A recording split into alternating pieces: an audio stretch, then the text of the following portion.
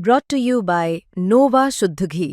जब जब खाए दिल खुश हो जाए, सदियों का नोवा शुद्ध देसी घी, सपना स्वस्थ भारत का। I love घी घी घी घी घी घी।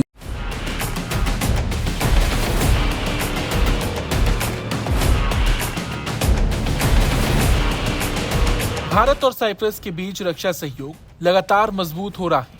इसी दिशा में भारतीय नौसेना का स्टेल्थ फ्रिगेट INS त्रिकन 21 सितंबर को साइप्रस के लिमासोल बंदरगाह पर पहुंचा।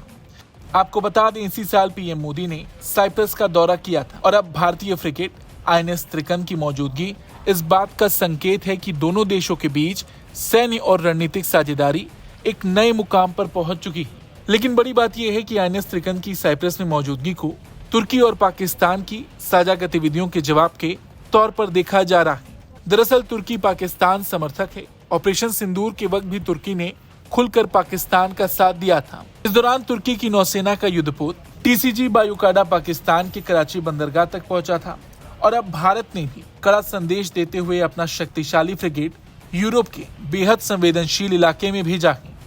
INS त्रिकन के साथ साइप्रस में भारतीय नौसेना की मौजूदगी न केवल समुद्री शक्ति का प्रदर्शन है, बल्कि कूटनीतिक स्तर पर भी तुर्की को संतुलित करने की रणनीति का हिस्सा है। INS त्रिकन भारतीय नौसेना का एक उन्नत स्टेल्थ फ्रिगेट है जो अत्याधुनिक हथियारों, सेंसर्स और रडार को चकमा देने वाली तकनीक से लैस है।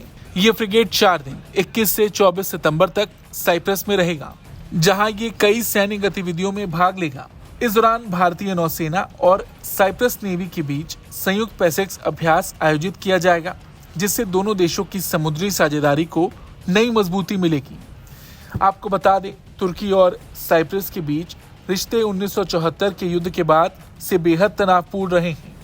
साइप्रस को विभाजित कर देने वाले उस युद्ध के बाद से तुर्की किसी भी रणनीतिक गतिविधि को लेकर सतर्क रहता है और ऐसे में भारत और साइप्रस के बीच बढ़ती नजदीकियां, चाहे वो INS त्रिकन की तैनाती हो या प्रधानमंत्री मोदी की ऐतिहासिक यात्रा हो, तुर्की को साफ संदेश देती है कि भारत अब वैश्विक शक्ति संतुलन में सक्रिय भूमिका निभा रहा है। और ऐसे में INS त्रिकन का साइप्रस पहुंचना एक रणनीतिक संदेश है जो दर्शाता है कि भारत अब सिर्फ दक्षिण एशिया तक सीमित नहीं, बल्कि मध्य पूर्व और यूरोप में भी अपने हितों की रक्षा के लिए तैयार है। इस खबर को लेकर आपका क्या कुछ कहना है, कमेंट करके जरूर बताएं। ब्यूरो रिपोर्ट, भारत तक।